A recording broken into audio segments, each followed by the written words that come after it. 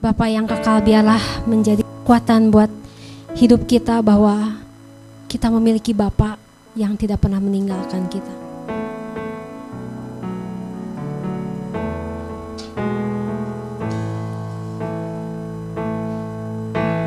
Kasih yang sempurna,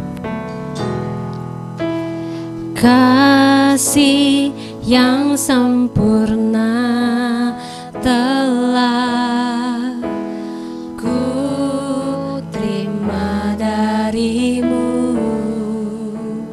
bukan karena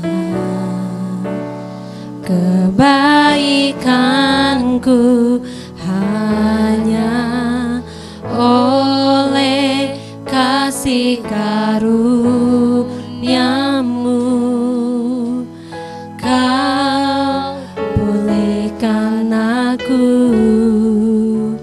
layakkanku untuk dapat memanggilmu Bapa.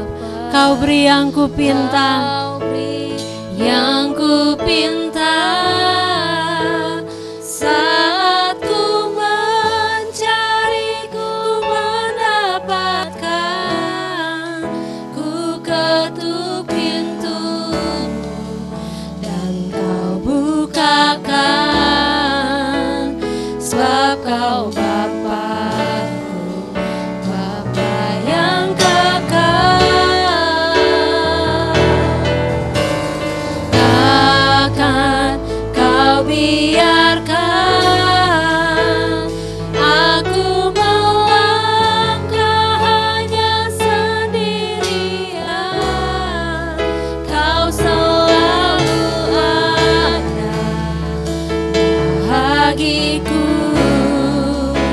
sebab kau Bapa-Ku, Bapa yang kekal. Kasih yang sempurna, kasih yang sempurna telah ku terima darimu. Amin Tuhan, bukan karena kebaikanku, hanya oleh kasih karuniamu kau pulihkan kami Tuhan. Pulihkan aku, layakkanku untuk dapat memanggilmu Bapa. Kau beri yang ku pinta. Saat ku mencari, ku mendapatkan.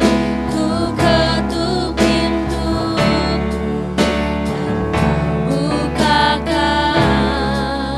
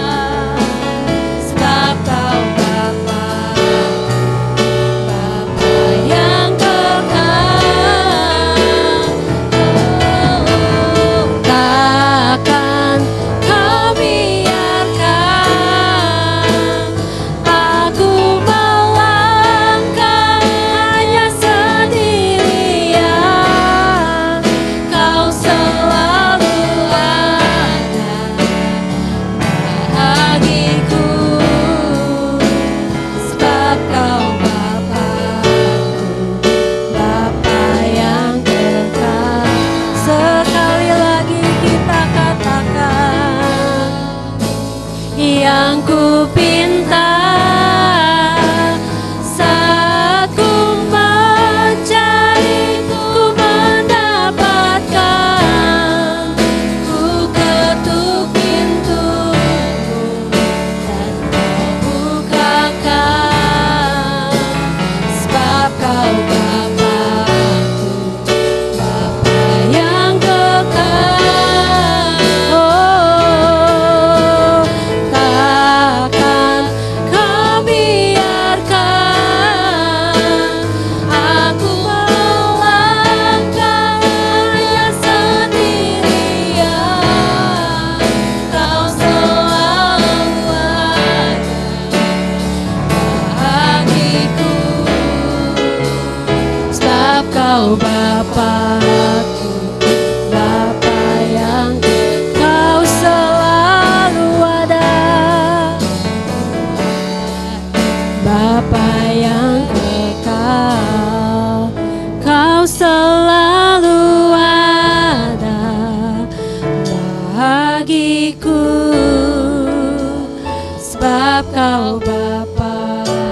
Kepada hambanya yang akan menyampaikan kebenaran firman Tuhan, saya persilakan.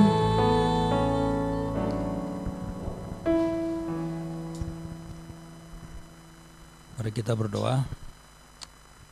Terima kasih Tuhan, kami bersyukur kepadamu karena Engkau mengasihi kami, memberkati, melindungi kami, dan menerima kami apa adanya. Dan bahkan ketika kami lelah, ketika kami tidak berdaya, Engkau selalu membuka tangan-Mu, mengulurkannya kepada kami, sehingga kami bisa datang kapanpun dan bisa merasa nyaman di dalam Engkau, sebab Engkau Bapa kami, Bapa yang mengasihi kami, Bapa yang kekal.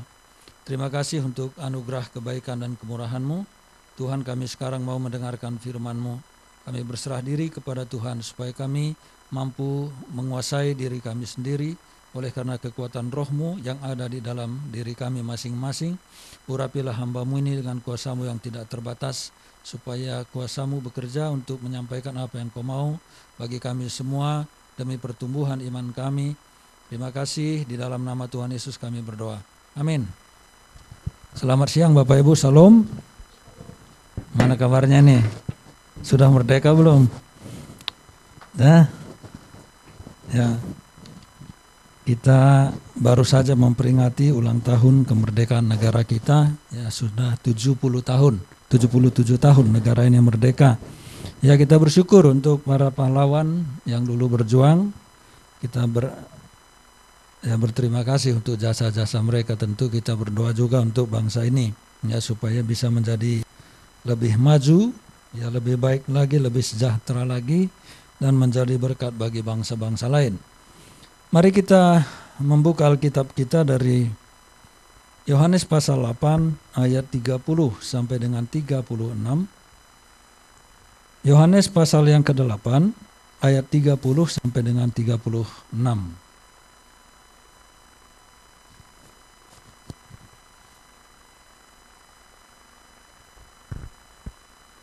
Ya, sudah dapat? Saya akan membacakannya. Setelah Yesus mengatakan semuanya itu, banyak orang percaya kepadanya. Maka katanya kepada orang-orang Yahudi yang percaya kepadanya, "Jikalau kamu tetap dalam firman-Ku, kamu benar-benar adalah murid-Ku. Dan kamu akan mengetahui kebenaran, dan kebenaran itu akan memerdekakan kamu." Jawab mereka, "Kami adalah keturunan Abraham dan tidak pernah menjadi hamba siapapun. Bagaimana engkau dapat berkata, kamu akan merdeka?" Kata Yesus kepada mereka, "Aku berkata kepadamu, sesungguhnya setiap orang yang berbuat dosa adalah hamba dosa. Dan hamba tidak tetap tinggal dalam rumah, tetapi anak tetap tinggal dalam rumah. Jadi apabila anak itu memerdekakan kamu, kamu pun benar-benar merdeka." Nah, Bapak Ibu yang dikasihi oleh Tuhan Yesus Kristus, latar belakang dari bagian yang kita baca tadi adalah sebetulnya mulai dari ayat yang ke-12. Ya, di sana ada percakapan-percakapan yang atau interaksi pembicaraan antara Tuhan Yesus dan orang-orang Farisi, orang-orang Israel yang pada waktu itu dijelaskan bahwa itu berada di dekat peti persembahan, ya, bukan persembahan disebut di sini, dan itu berada di Bait Allah di Yerusalem, tetapi bukan di dalam, melainkan itu di luarnya. Bapak Ibu bisa baca itu di ayat yang ke-20. Nah, saudara yang dikasih oleh Tuhan Yesus Kristus, nah kita akan melihat kenapa pembicaraan ini terjadi. Nah, perhatikan ayat yang ke-30 di sana dikatakan, setelah Yesus mengatakan semuanya itu, banyak orang yang percaya kepadanya. Maka katanya kepada orang-orang Yahudi yang percaya kepadanya, jika kamu tetap dalam firman-Ku, kamu benar-benar adalah murid-Ku. Menjadi pertanyaan kita sekarang adalah, apakah betul-betul mereka itu percaya seperti yang Tuhan sendiri harapkan, atau percaya menurut versi mereka, versi orang-orang Yahudi itu sendiri? Nah, saudara-saudara yang dikasih oleh Tuhan Yesus Kristus, kalau kita melihat ayat yang ke-31 dan 32 dikatakan, maka katanya kepada orang Yahudi yang percaya kepadanya, jikalau kamu tetap dalam firman-Ku, kamu benar-benar adalah murid-Ku, dan kamu akan mengetahui kebenaran, dan kebenaran itu akan memerdekakan kamu. Nah, Bapak Ibu perhatikan di situ. Kalau orang ini sudah sungguh-sungguh percaya kepada Tuhan Yesus Kristus, maka tentu Tuhan tidak akan mengatakan, jikalau kamu tetap dalam firman-Ku. Jikalau kamu tetap dalam firman-Ku. Berarti mereka ini belum tetap, belum teguh, belum kuat di dalam firman Tuhan. Jadi yang dimaksud oleh Tuhan Yesus, yang dimaksud percaya di situ adalah percaya menurut pemahaman mereka, bukan percaya menurut kehendak atau keinginan dari Tuhan Yesus itu sendiri. Apa yang dipercayai oleh mereka adalah bahwa Tuhan Yesus mereka harapkan datang sebagai pembebas, sebagai Mesias yang membebaskan bangsa Israel dari orang-orang yang sedang menjajah pada waktu itu. Dalam hal ini adalah orang-orang Romawi. Kalau kita lihat Injil Yohanes, bahwa mereka itu sering sekali berharap bahwa Tuhan Yesus itu akan membebaskan mereka dari penjajahan. Bahkan di seluruh Injil, di Markus bisa kita lihat juga sama, bahwa mereka itu ingin dibebaskan dari penjajahan. Bahkan di Kisah Para Rasul ketika Tuhan Yesus naik ke surga, murid-murid masih bertanya juga, Guru, maukah engkau pada masa ini memulihkan kerajaan bagi Israel? Jadi mereka itu berharap Mesias itu adalah Mesias yang membebaskan mereka dari segi politik, membebaskan dari segi penjajahan, membebaskan dari segi cengkraman bangsa asing yang sedang menguasai mereka pada waktu itu. Jadi itulah yang mereka percayai. Mereka berharap bukan soal rohani, bukan berhubungan dengan kehidupan spiritual mereka, tetapi berhubungan dengan kehidupan kenegaraan atau sosial politik mereka yang sedang berada di bawah jajahan bangsa asing. Nah, itulah yang dimaksud percaya di sini. Maka Tuhan Yesus mengatakan, jikalau kamu tetap di dalam firman-Ku, kamu benar-benar adalah murid-Ku. Jadi mereka ini belum menjadi murid yang benar-benar menjadi seorang murid yang diharapkan oleh Tuhan Yesus Kristus itu sendiri. Nah, dari mana kita mengetahui itu? Kita akan melihat berikut. Bapak Ibu coba perhatikan setelah perkataan itu. Ayat 33, jawab mereka, kami adalah keturunan Abraham dan tidak pernah menjadi hamba siapapun. Bagaimanakah engkau dapat berkata, kamu akan merdeka?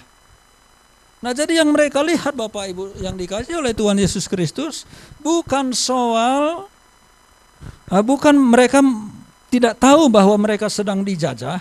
Mereka tahu mereka sedang dijajah. Tetapi yang mereka tidak tahu adalah bahwa mereka sebetulnya itu terjajah secara rohani. Tetapi mereka membanggakan diri mereka sebagai keturunan Abraham. Maksudnya itu apa? Bahwa mereka adalah pewaris-pewaris dari kepercayaan Abraham. Mereka adalah anak-anak Abraham. Mereka adalah keturunan Abraham. Itu yang mereka percayai. Dan Tuhan Yesus juga mengatakan itu ayat yang ke-37. Aku tahu bahwa kamu adalah keturunan Abraham. Iya, secara biologis, secara fisik, secara tubuh. Mereka itu memang keturunan Abraham. Secara darah daging, iya, mereka adalah keturunan Abraham. Nah saudara-saudara, tetapi secara iman bagaimana? Ini menjadi pertanyaan kita. Karena banyak sekarang orang Kristen juga mengatakan, oh saya ini keturunan Kristen. Nenek saya itu Kristen. Kakek saya itu Kristen. Leluhur saya, generasi-generasi sebelum saya, 3-4 generasi di depan saya, itu semua Kristen. Betul, itu adalah agama warisan. Nah ini juga sama dengan bangsa Israel ini.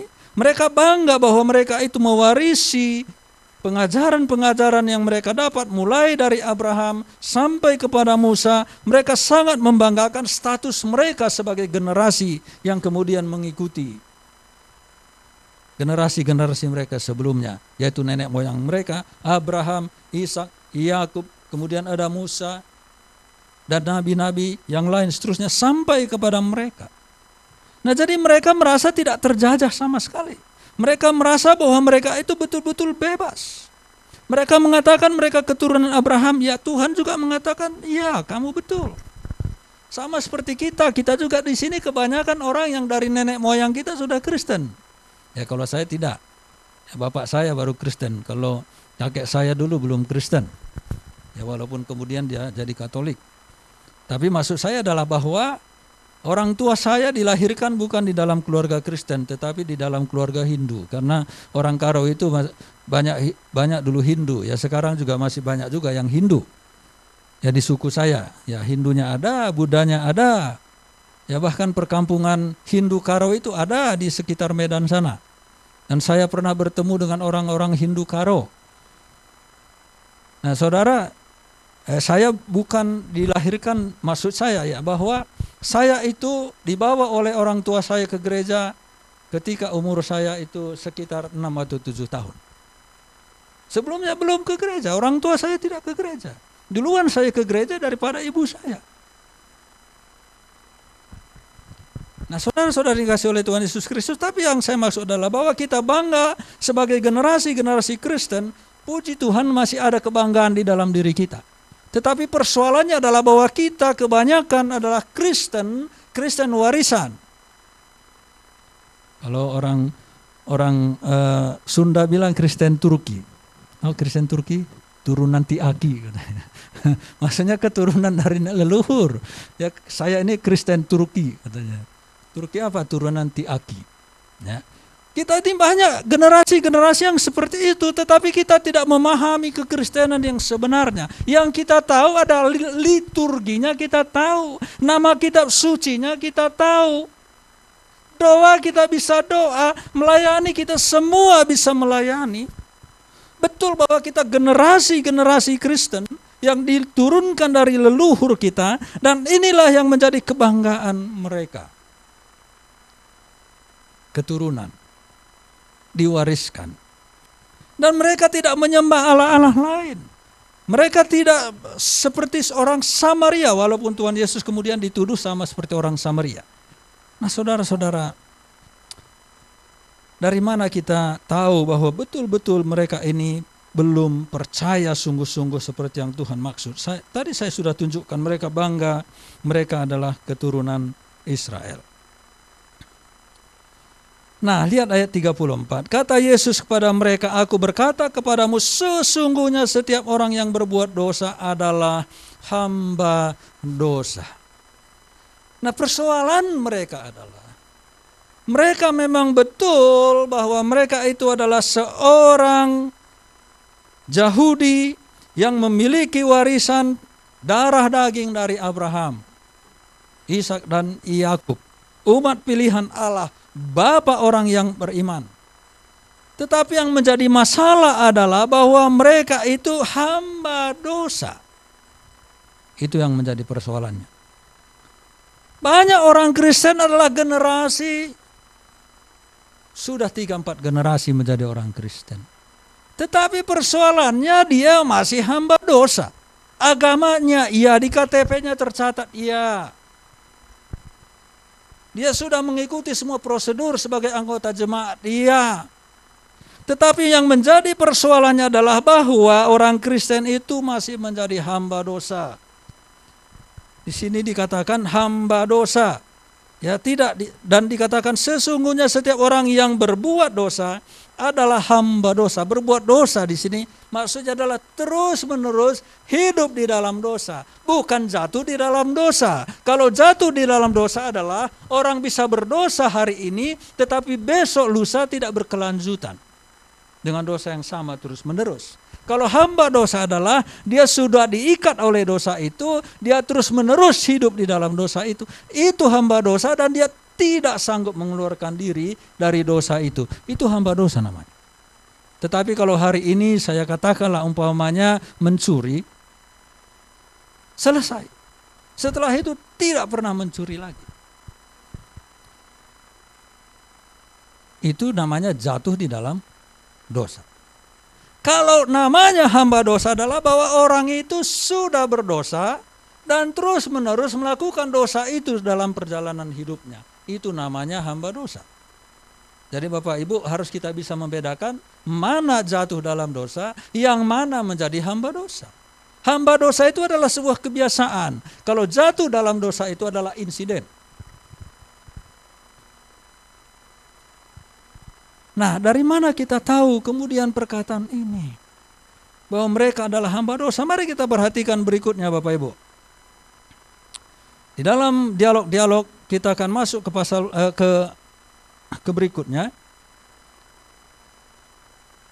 Ayat yang ke-37 tadi saya sudah katakan bahwa mereka itu adalah benar-benar orang Yahudi keturunan Abraham.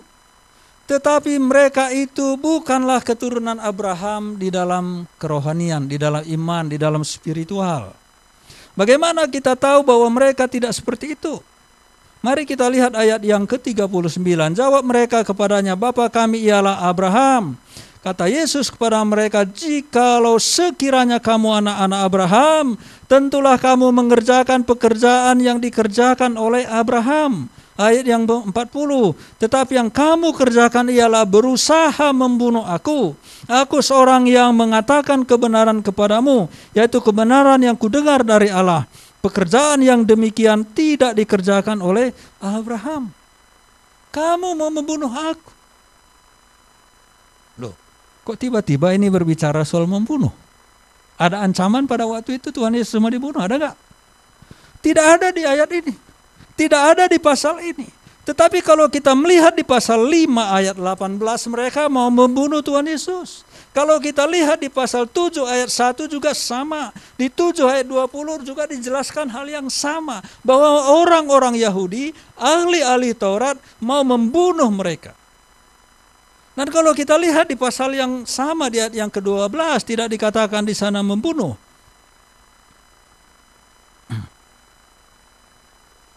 Maaf, bukan.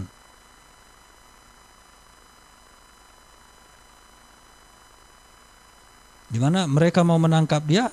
Bapak Ibu bisa perhatikan. Mereka mau menangkap Tuhan Yesus, tapi tidak dikatakan mau membunuh. Tapi di sini kemudian itu ada kata membunuh.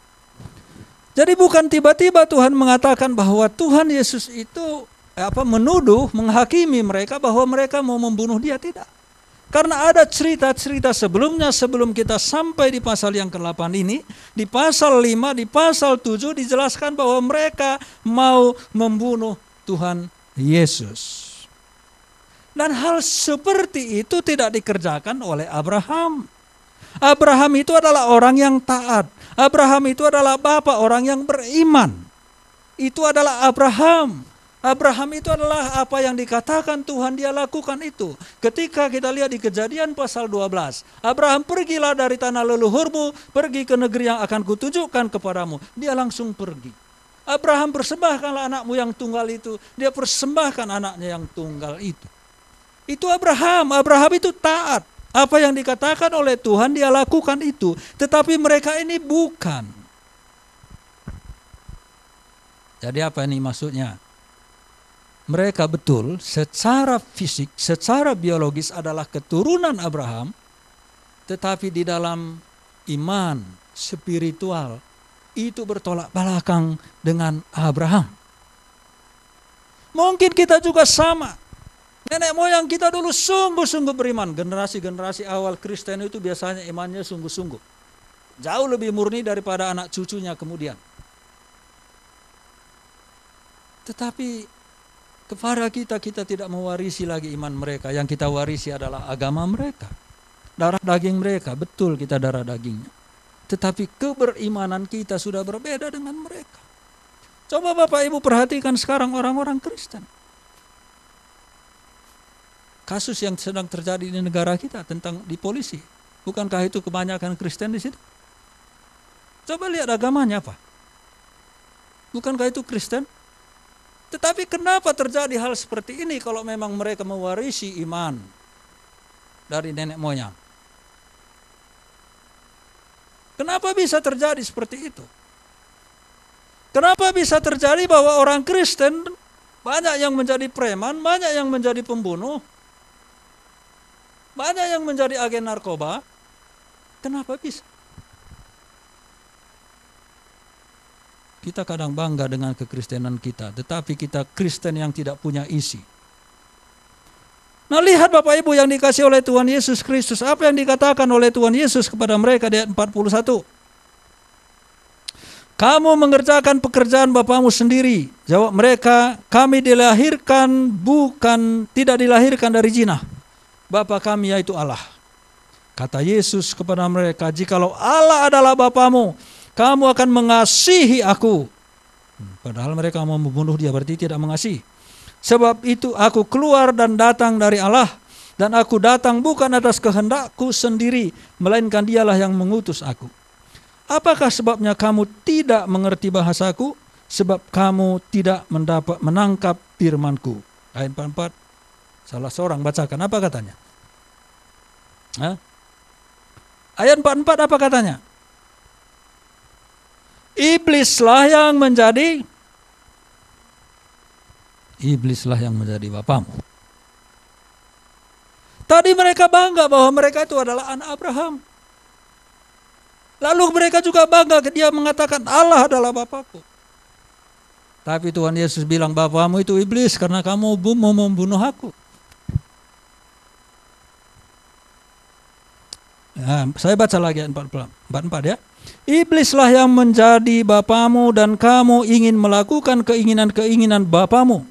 Ia adalah pembunuh manusia sejak semula dan tidak hidup dalam kebenaran. Sebab di dalam dia tidak ada kebenaran. Apabila ia berkata dusta, ia berkata atas kehendaknya sendiri. Sebab ia adalah pendusta dan bapa segala dusta. Iblislah bapamu. Oh, kalau kita dengar ini mungkin ya, kalau kita ada di situ pada waktu itu, mungkin kita sudah kepalkan tangan ini. Ingin tonjok saja ini Tuhan Yesus, maaf, saya pakai bahasa itu. Masa dibilang iblis bapamu, kejam sekali ya. Tetapi kadang-kadang saudara-saudara, kita perlu digetarkan dengan cara seperti ini, disentak dengan cara seperti ini, supaya kita sadar bahwa kita sebenarnya bukanlah mengikut Tuhan dengan benar. Nah, Tuhan Yesus mengatakan iblis adalah bapamu. Betul, mereka keturunan Abraham secara biologis, tetapi di dalam iman mereka tidak mewariskan iman itu. Yang menjadi mereka wariskan adalah dari iblis. Tentu mereka tidak lahir karena orang tua mereka, ibu mereka menikah dengan iblis, bukan itu maksudnya. Tetapi mereka itu adalah betul-betul pengikut iblis, walaupun di satu sisi mereka memiliki agama Yahudi. Walaupun mereka mempelajari Taurat. Ini memang agak ngeri juga. Jadi jangan anggap juga kalau orang ke gereja itu bahwa semua bapaknya sudah Tuhan Yesus. Belum tentu. Tuhan Yesus sendiri mengatakan, iblislah bapamu. Nah, karena itu Bapak Ibu yang dikasihi oleh Tuhan Yesus Kristus tadi, dia mengatakan jikalau anak itu memerdekakan kamu, maka kamu pun benar-benar merdeka. Artinya itu apa? Mereka ini belum merdeka secara rohani, belum merdeka sama sekali, masih dijajah, masih dikuasai oleh iblis. Hubungannya dengan Tuhan Yesus itu belum ada sama sekali. Mereka percaya kepada Tuhan Yesus, hanya percaya sebagai Mesias yang akan menyelamatkan dari penjajahan, bukan menyelamatkan dari hukuman dosa mereka. Siapa di sini yang bapaknya masih iblis ini? Hah? Ada enggak? Enggak akan ada yang ngaku ya. Tapi iblisnya ketawa. Ini anak saya nih katanya. Gitu kan ya? Ini anakku ini katanya. Walaupun dia enggak mengaku, tapi iblisnya ketawa. Senyum-senyum dia melihat kita. Ini anakku ini katanya. Kan gitu. Nah, Bapak Ibu coba perhatikan. Kita lihat ayat yang ke-21. Maka Yesus berkata pula kepada orang banyak, aku akan pergi dan kamu akan mencari aku. Tetapi kamu akan mati dalam dosamu. Kenapa Tuhan bilang kamu akan mati dalam dosamu? Orang mereka tidak percaya. Tuhan Yesus juga tadi mengatakan, firman-Ku tidak mendapat tempat di dalam dirimu. Bapamu itu adalah iblis. Sebelum dia menyebutkan bahwa bapa mereka adalah iblis, maka Tuhan Yesus sudah mengatakan bahwa kamu akan mati dalam dosamu. Kalau kamu mati dalam dosamu, kamu akan ke neraka. Kamu tidak akan bisa masuk ke dalam surga. Lihat itu ayat 21 tadi bagian akhir. Ke tempat aku pergi tidak mungkin kamu datang. Tapi kalau kita lihat di pasal 14 apa katanya? Coba. Saya bacakan nih, Pak Saud pernah khotbahkan ini. Jikalau, pasal 14, janganlah gelisah hatimu, percayalah kepada Allah, percayalah juga kepadaku. Di rumah Bapakku banyak tempat tinggal. Jika tidak demikian, tentu aku mengatakannya kepadamu. Sebab aku pergi ke situ untuk menyediakan tempat bagimu. Dan apabila aku telah pergi ke situ dan telah menyediakan tempat bagimu, aku akan datang kembali dan membawa kamu ke tempatku, supaya di tempat di mana aku berada, kamu pun berada. Beda bukan? Kalau di sini Tuhan bilang, kamu akan mati dalam dosamu. Kamu tidak bisa pergi kemana aku pergi. Tapi tadi disebut mereka percaya, tetapi masalahnya adalah percayaannya yang beda. Tetapi di pasal yang ke-14 yang kita baca itu bersama dengan murid-muridnya yang 12, Tuhan Yesus bilang, engkau akan berada di tempat di mana aku berada. Ini kebanggaan kita bukan? Jadi enggak usah takut lah kalau udah percaya kepada Tuhan Yesus, dimanapun matinya, bagaimanapun caranya, yang masuk surga kan begitu. Tidak perlu kita cemaskan yang begitu. Nah, bukan karena saya sudah baik, tidak. Karena saya sudah dimerdekakan oleh Tuhan Yesus. Nah, perhatikan lagi ayat-ayat tadi Bapak Ibu. Aku pergi dan kamu akan mencari aku. Tetapi kamu akan mati dalam dosamu. Ke tempat aku pergi, tidak mungkin kamu datang. Kita lihat lagi ayat yang berikutnya. Ayat 24. Karena itu aku tadi berkata, ayat saya lanjutkan aja 22. Maka kata orang-orang Yahudi itu, apakah ia mau bunuh diri? Dan karena itu dikatakannya ke tempat aku pergi tidak mungkin kamu datang. Mereka pikirnya bunuh diri. Ayat 23. Lalu ia berkata kepada mereka, kamu berasal dari bawah, aku dari atas. Kamu dari dunia ini, aku bukan dari dunia ini. Oh, kelihatannya nggak nyambung Bapak Ibu ya. Aku dari atas. Aku dari surga. Kamu dari bumi. Maka apapun yang aku katakan, kamu tidak akan mengerti karena kamu dari bumi. Kata-kataku itu adalah kata-kata dari surga. Sementara kamu adalah berpikir secara dunia, maka kamu tidak akan mengerti apa yang kukatakan kepadamu. Bukan tidak nyambung Bapak Ibu, ini nyambung. Mereka tidak paham apa yang dikatakan oleh Tuhan Yesus Kristus. Maka ayat 23, lalu ia berkata kepada mereka, kamu berasal dari bawah. Oh ya, saya sudah baca tadi. Ayat 24. Karena itu Karena itu tadi aku berkata kepadamu bahwa kamu akan mati dalam dosamu. Sebab jikalau kamu tidak percaya bahwa akulah dia, kamu akan mati dalam dosa. Kalau kamu tidak percaya, akulah, aku adalah, tidak pakai kata dia di situ. Ego eimi, I am. Katanya kalau bahasa Inggrisnya tidak ada kata lain. Aku adalah. Nah kalau kita lihat di pasal yang sama, di ayat yang ke-12, ada kata, akulah terang dunia. Banyak kata akulah atau akulah dia. Akulah terang dunia, akulah pohon, pokok anggur yang benar, akulah pintu, akulah jalan kebenaran dan hidup, akulah roti hidup. Akulah. Akulah, ego eimi. Maksudnya itu apa? Ini sudah pernah saya jelaskan dulu.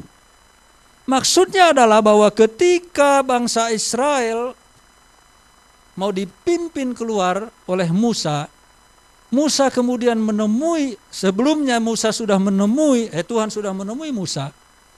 Maka Musa tanya, nanti kalau orang Israel itu tanya namamu siapa, aku jawab apa? Kata Musa. Maka Tuhan bilang, ego eimi, aku adalah Ehyeh Esher Ehyeh. Itulah yang dikatakan Tuhan kepada Musa. Aku adalah. Lalu diterjemahkan di dalam Alkitab, aku adalah aku. Nah itulah yang dipakai oleh Tuhan Yesus di sini. Jadi maksud Tuhan Yesus itu apa? Dulu yang berbicara kepada Musa itu aku. Sebelum inkarnasi. Sebelum dia menjelma menjadi manusia. Karena Tuhan Yesus adalah, Allah kita adalah Allah yang sering sekali menampakkan diri seperti manusia dengan istilah teofani. Jangan buat nama anaknya teofani. Allah menampakkan diri seperti manusia. Nah, itu kan teofani. Dan itu sering terjadi ketika Tuhan menemui Abraham, itu adalah teofani. Dia seperti wujud manusia. Jadi akulah dia. Nah jadi saudara-saudara yang dikasihi oleh Tuhan Yesus Kristus, bahwa Tuhan Yesus itu adalah Tuhan yang dulu berbicara kepada Musa, dan kalau mereka tidak mengenal dia, maka mereka akan mati di dalam dosanya. Mereka tidak punya harapan untuk bisa masuk ke dalam kerajaan surga. Maka tadi di ayat yang ke-24 dikatakan, karena itu tadi aku berkata kepadamu bahwa kamu akan mati dalam dosamu, sebab jikalau kamu tidak percaya bahwa akulah yang dulu berbicara kepada Musa itu, kamu akan mati dalam dosamu. Jadi siapa dia yang memerdekakan? Ayat berapa tadi? Kata Yesus kepada mereka, ayat yang kata Yesus kepada mereka, aku berkata kepadamu, sesungguhnya setiap orang yang berbuat dosa, maksudnya yang terikat oleh dosa, adalah hamba dosa. Dan siapa yang bisa membebaskan itu? Tuhan Yesus. Ayat 36. Jadi apabila anak itu memerdekakan kamu, kamu pun benar-benar merdeka. Tuhan Yesus, Allah yang menjelma menjadi manusia, yang dulu pernah bertemu atau menemui Musa, yang pernah menemui Abraham, sekarang menjelma menjadi manusia, dan tujuannya adalah untuk memerdekakan manusia dari dosanya itu sendiri, dari keterikatannya terhadap dosa itu sendiri. Bapak Ibu, mungkin kita semua juga sudah percaya kepada Tuhan Yesus. Kita percaya bahwa dia sudah mati disalibkan untuk dosa-dosa kita. Segala hukuman atas dosa kita sudah ditanggung oleh dia di kayu salib. Mungkin kita sudah percaya semua. Tetapi kadang kita masih terikat dengan dosa tertentu. Terikat dengan kebiasaan tertentu. Kita belum merdeka, benar-benar merdeka. Kita masih terjajah oleh hal-hal tertentu. Coba kita lihat dulu diri kita masing-masing. Masih ada nggak yang menjajah kita? Ada yang menjajahnya HP, gitu ya? Betul ya? Saya juga akhir-akhir ini berpikir saya udah dijajah HP juga nih. Lihat YouTube, ya kan begitu? Dengar ini, dengar itu, berita ini, berita itu, lama-lama banyak kan berita, pusing sendiri juga. Ya, ada kalanya tidak perlu didengar juga. Ya kecuali sekadar politik bangsa dan seterusnya sedikit-sedikit, rasa nasionalismenya dan sebagainya, itu tidak masalah. Tetapi kalau kita sudah terlalu banyak memakai media ini yang mengikat kita, membuang-buang waktu kita di situ, itu namanya kita sudah terikat. Kita tidak merdeka lagi. Kita sudah dikuasai, kita sudah dikendalikan oleh benda itu. Nah, keterikatan apa lagi? Apalagi yang membuat kita belum merdeka? Coba kita lihat diri kita sendiri. Ada yang belum merdeka dari kemarahan. Dia marah entah kepada siapa. Belum merdeka sama sekali. Asal mendengar namanya langsung naik tensinya. Kan begitu? Asal melihat orangnya langsung merah muka. Asal bertemu, lihat dari jauh, langsung menjauh. Kan begitu? Masih lihat dari jauh udah lebih makin menjauh. Belum merdeka dari kemarahan. Belum merdeka dari kebencian. Ayo, kita belum merdeka dari hal apa? Dari hal apa kita belum merdeka? Nah, Tuhan Yesus bilang, jika apabila anak itu memerdekakan kamu, maksudnya dia sendiri, kamu pun benar-benar merdeka. Saya tanya satu hal. Menurut Bapak Ibu, apakah orang-orang Yahudi ini sudah merdeka? Bukan secara penjajahan asing, secara spiritual. Belum. Dari mana kita tahu? Dari penjelasan tadi. Bapak mereka itu iblis, masih diikat oleh iblis. Nafsu mereka membunuh itu masih kuat. Nafsu mereka untuk melawan Tuhan itu masih kuat. Mereka tidak mau taat sesungguhnya kepada Tuhan. Bahkan kalau kita melihat di pasal yang ke-8 ini, ayat 1 sampai dengan yang ke-9, di mana di sana justru ahli-ahli Taurat, orang-orang Farisi berusaha untuk menjebak Tuhan Yesus. Mereka berusaha untuk menghakimi perempuan yang mereka tuduh itu berzina. Mereka belum merdeka sama sekali. Mereka masih ada kebencian, ada kemarahan. Mereka bahkan memakai nama agama untuk menghakimi orang lain yang tidak sejalan dengan mereka. Itu belum merdeka namanya, Bapak Ibu. Dalam hal apa kita belum merdeka? Mari sekarang kita lihat diri kita sendiri. Dalam hal apa kita masih diikat dengan kuasa iblis? Saya kira tidak. Tetapi kebiasaan-kebiasaan kita yang kemudian memperbudak kita atau menyita banyak sekali energi dan waktu kita tapi tidak ada gunanya sama sekali. Apakah hal-hal seperti itu ada? Atau kita belum merdeka dari kemarahan, dari kebencian, dari dendam? Oh, jangan tanya, saya belum merdeka dari utang. Wah, ya itu beda lagi, orang kredit motor ya belum lah. Nah, bukan itu maksudnya, saudara-saudara. Hal-hal yang sama sekali tidak ada faedahnya, tapi justru yang merugikan kita dan mencemarkan kerajaan Allah. Apa yang belum membuat kita merdeka?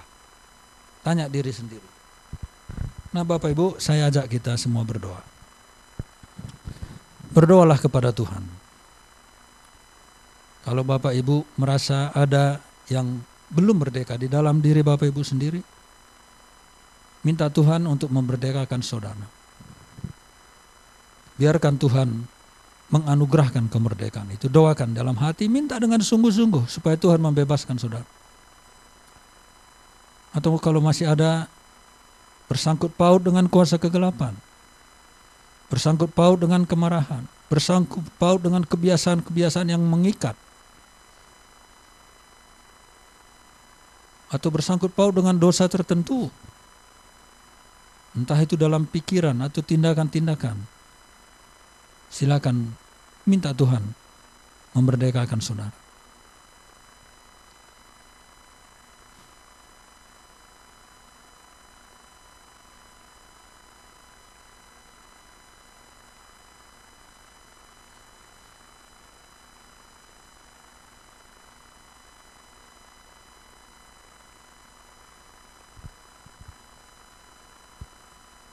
Kami bersyukur kepada Tuhan.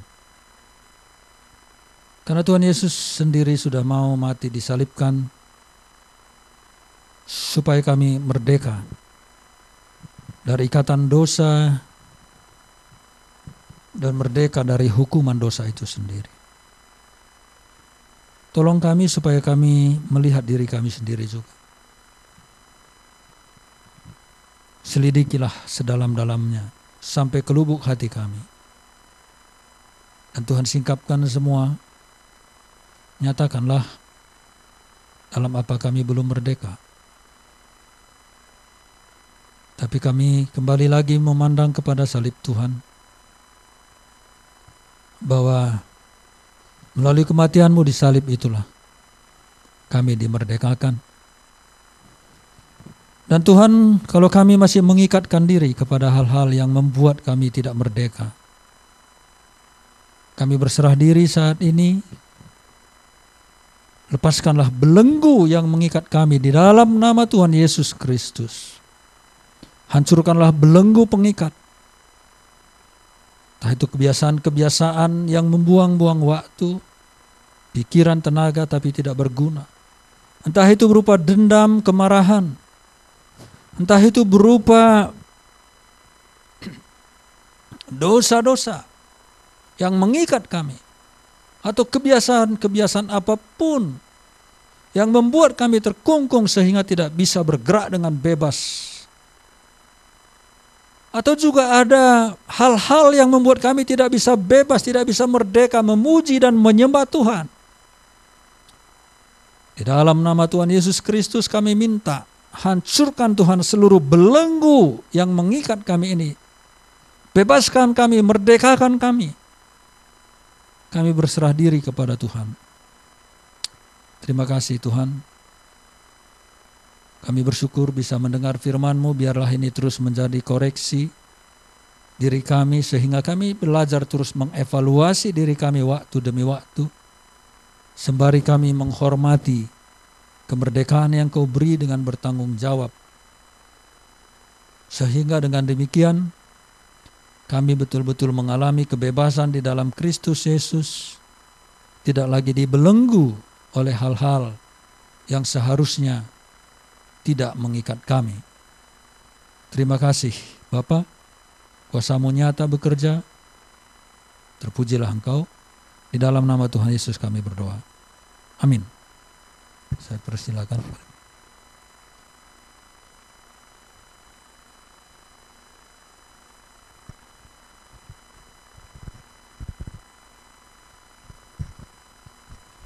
Amin, puji Tuhan. Berbahagialah kita semua yang telah mendengarkan kebenaran firman Tuhan, merenungkannya dan terlebih melakukannya dalam kehidupan kita sehari-hari. Terima kasih kepada Pendeta Nelson Gini untuk pelayanannya pagi hari ini. Biar kiranya Tuhan yang akan terus memberkati pelayanan keluarga dan segala yang aktivitas yang Bapak kerjakan.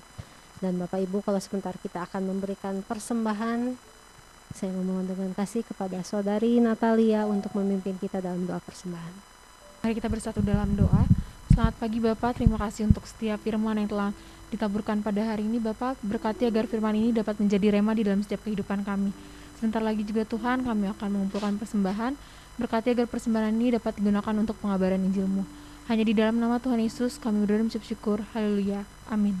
Amin. Kepada petugas saya persilahkan waktu dan tempat, dan kita akan mengangkat pujian segalanya yang kumiliki. Selamat memberi, Tuhan Yesus memberkati.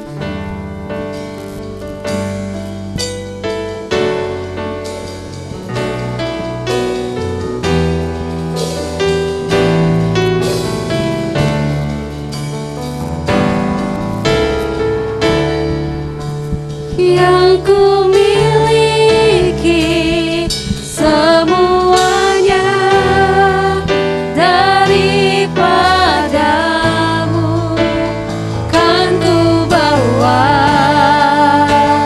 persembahanku yang terbaik hanya bagimu. Segalanya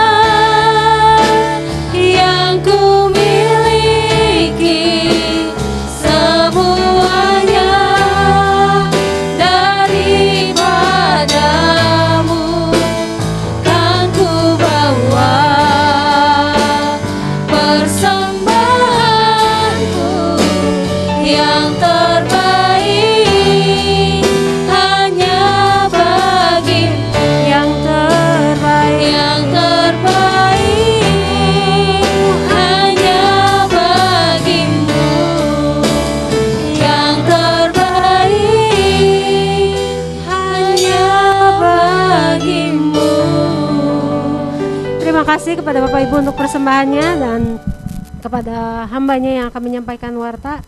Saya persilakan Pak Alex.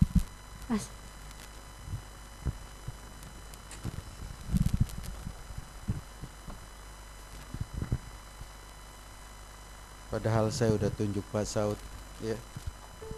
Tapi nama saya yang disebut. Baik, salam Bapak Ibu. Ini kayak belum makan ini. Salam. Ada sukacita. Ya, sudah dengar firman Tuhan. Terima kasih Pak Nelson. Cuma satu pesan, tinggal lakukan, ya. Ya, sudah diuraikan, tinggal kita lakukan. Karena firman itu betul, itu bentuk pengajaran yang diberikan oleh Tuhan melalui hamba-hambanya. Namun yang paling penting dan paling susah adalah melakukannya. Orang lebih mudah mendengar, masuk kuping kiri, keluar kuping kanan, ya. Tetapi yang melakukannya itulah yang dimana kita tetap menjadi garam dan terang di tengah-tengah dunia ini. Amin. Ya, persembahannya dijalankan lagi. Nah, bercanda, kita dengar warta, ya. Hari ini lanjut aja, kita kan nggak butuh tanggalnya. 535.000. Ya, terima kasih Bapak Ibu yang sudah memberi persembahan. Ya, Tuhan berkati. Dan lanjut. Ini udah lewat semua ya, udah lewat semua ya. Kami semua sudah lewat ya, namun tetap didoakan. Ya.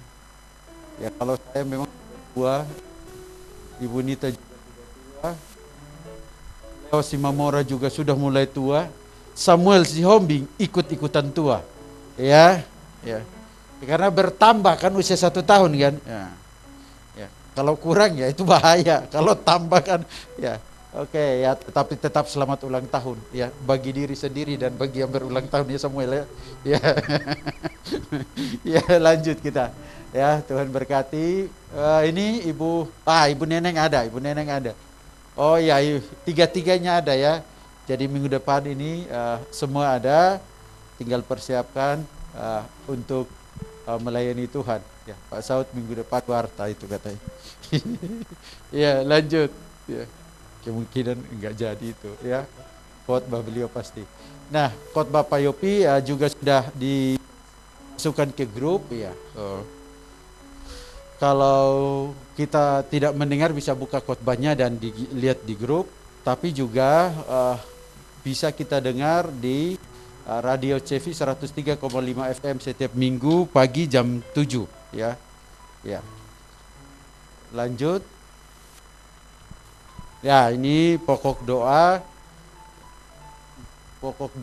bangsa negara.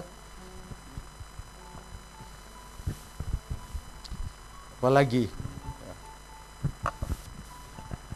ada yang ini kan setiap minggu tetap ya. Ada yang mau didoakan, mungkin kita juga doa untuk Bapak Tiur ya, biar Tuhan buka jalan ya. Dan ada lagi yang lain ya. Oh, Mama Chandra ya, Mama Chandra sakit ya. Ya. Lalu juga kita berdoa untuk Pak Pur yang sudah datang jauh ya Pak Pur ya. Hari ini balik lagi ke sana. Iya. Ya, mudah-mudahan Tuhan buka jalan supaya Pak Pur dimutasi kembali ke Bandung. Iya. Kita perlu berdoa enggak untuk hal itu Pak Pur? Ya, kalau kita perlu berdoa nanti kalau Tuhan kabulkan jangan lupa traktir saya ya. Yang punya ide awal. Saya aja, yang lain enggak usah. Ya, ya, ya. Ada yang mau didoakan? Iya pasti Pak Bapak. Iya. Pasti kita doakan. Iya. Biar supaya sering traktir saya minum kopi juga Bapak. Iya. Ya. Oh, Kevin. Ya, yang sakit saya harus sebutkan. Kalau saya enggak sebutkan awal saya bisa lupa. Iya. Oke, mari kita berdoa ya. Oh ya, silakan.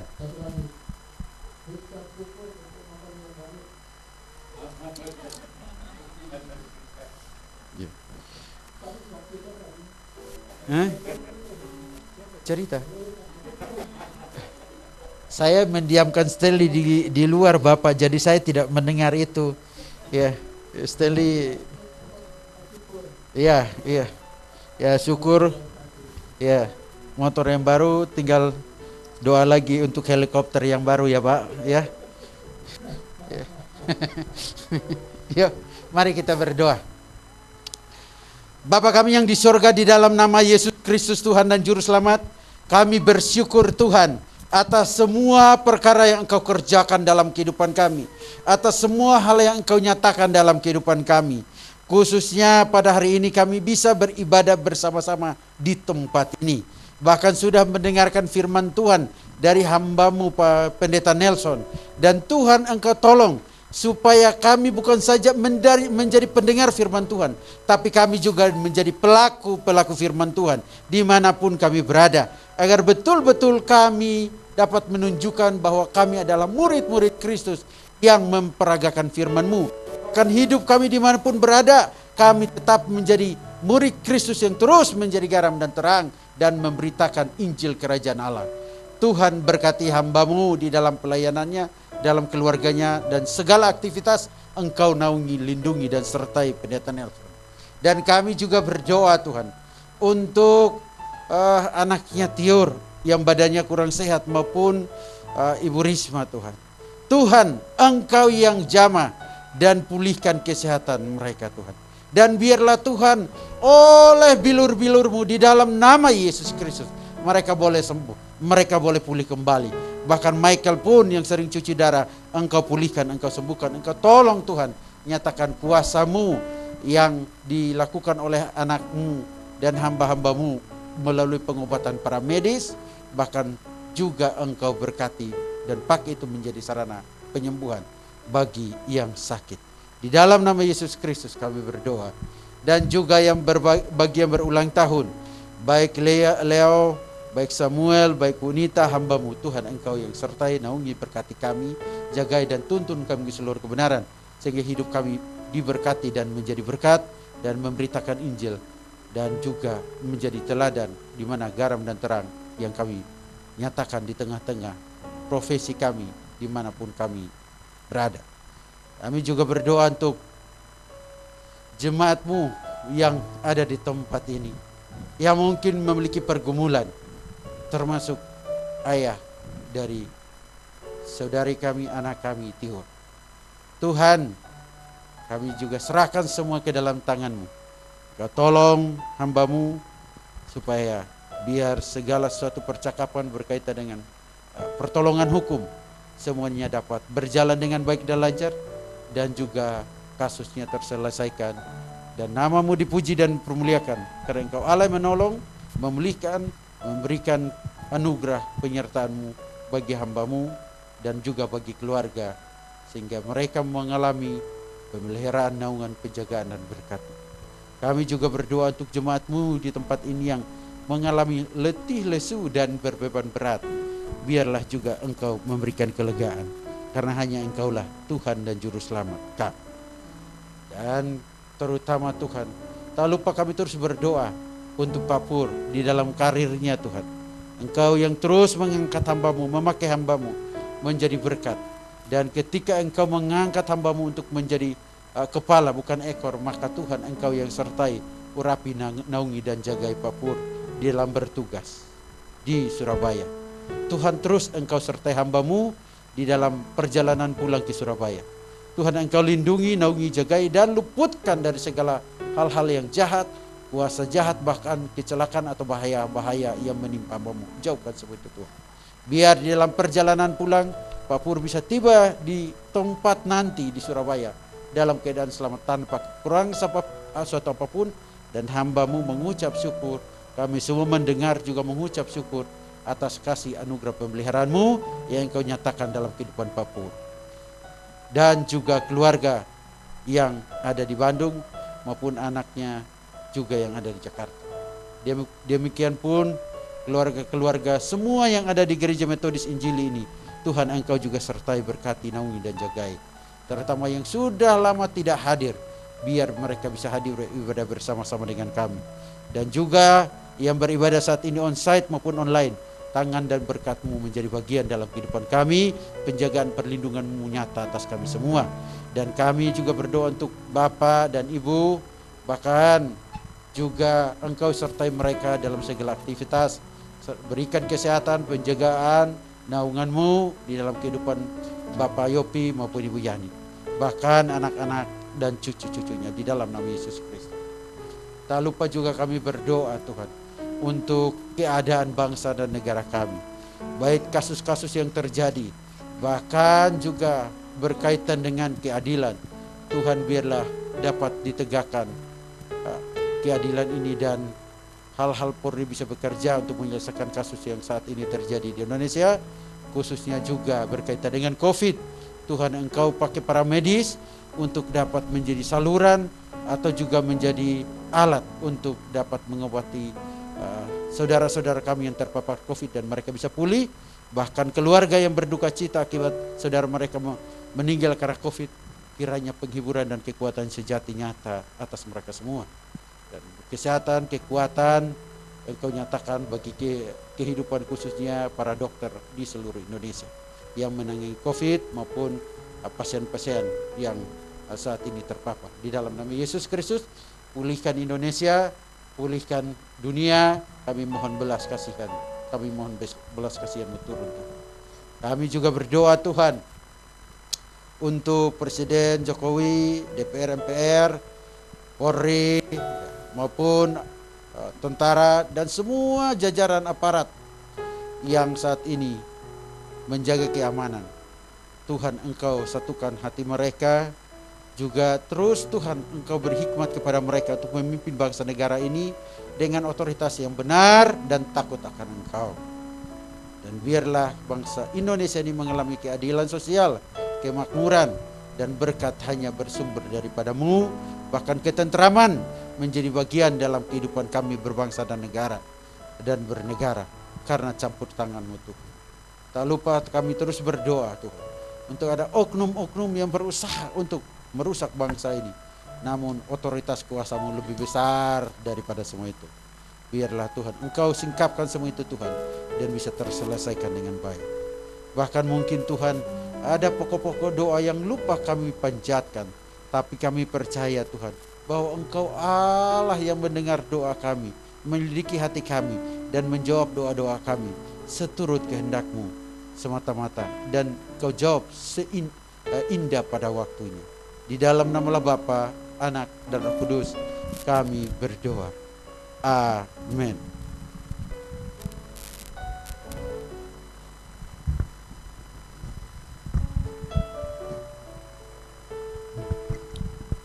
Mari Bapak Ibu semua kita bangkit berdiri. Kita akan mengakukan pengakuan iman rasuli. Mari kita hayati bukan sekedar ucapan. Mari kita katakan bersama-sama. Aku percaya kepada Allah, Bapa yang Maha Kuasa, Khalik langit dan bumi, dan pada Yesus Kristus Anak yang tunggal Tuhan kita, yang dikandung daripada Roh Kudus, lahir dari anak darah Maria, yang menderita sengsara di bawah pemerintahan Pontius Pilatus, disalibkan, mati dan dikuburkan, turun ke dalam kerajaan maut, pada hari yang ketiga bangkit pula dari antara orang mati, naik surga, duduk di sebelah kanan Allah, Bapa yang Maha Kuasa, dan akan datang dari sana untuk menghakimi orang yang hidup dan yang mati. Aku percaya kepada Roh Kudus, gereja yang kudus dan am, persekutuan orang kudus, pengampunan dosa, kebangkitan daging dan hidup yang kekal. Amin. Bapak, Ibu, dan saudara-saudara yang dikasihi oleh Tuhan Yesus Kristus, pulanglah, bawalah firman Tuhan yang sudah didengar, dan sekarang terimalah berkat dari Tuhan. Bapa, pencipta langit dan bumi, Dialah yang akan memelihara saudara-saudara dan keluarga saudara sekalian, sehingga saudara tidak akan pernah berkekurangan. Apapun yang menjadi kebutuhan hidup saudara-saudara akan dipenuhi oleh Dia. Dan Tuhan Yesus Kristus yang sudah mati di kayu salib, Dia mengasihi saudara-saudara, dan kasih sayangnya itu tidak akan pernah berhenti. Dan kasih-Nya itulah yang akan terus menyertai menemani saudara, dalam segala situasi kehidupan saudara, baik dikala menyenangkan ataupun tidak, baik dikala saudara jauh dari Tuhan ataupun dekat. Kasih-Nya itu tidak akan pernah meninggalkan saudara-saudara. Dan Roh yang Kudus, Dialah yang akan memberikan kekuatan, penghiburan, tuntunan, hikmat, wibawa di dalam kehidupan saudara-saudara sekalian, di dalam menjalani kehidupan untuk mengiring Tuhan kita Yesus Kristus. Mulai dari saat ini sampai Tuhan datang, tercurahlah berkat-berkat ini semuanya. Amin. Aku berserah.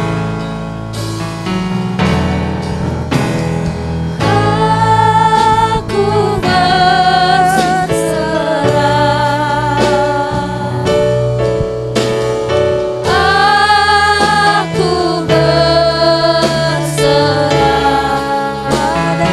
Aku berserah pada Yesus, pada Yesus, Juru Selamat. Aku berserah, aku berserah,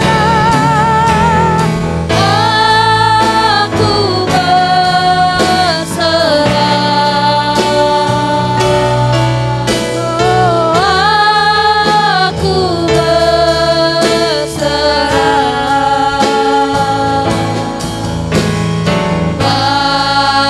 pada Yesus,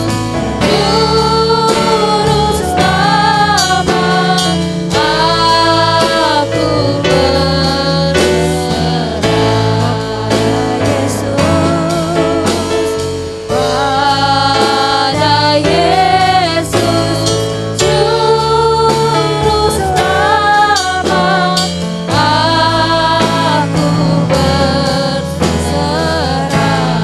pada Yesus, pada Yesus, Juru Selamat. Aku berserah pada Yesus, pada Yesus, Juru Selamat. Aku berserah.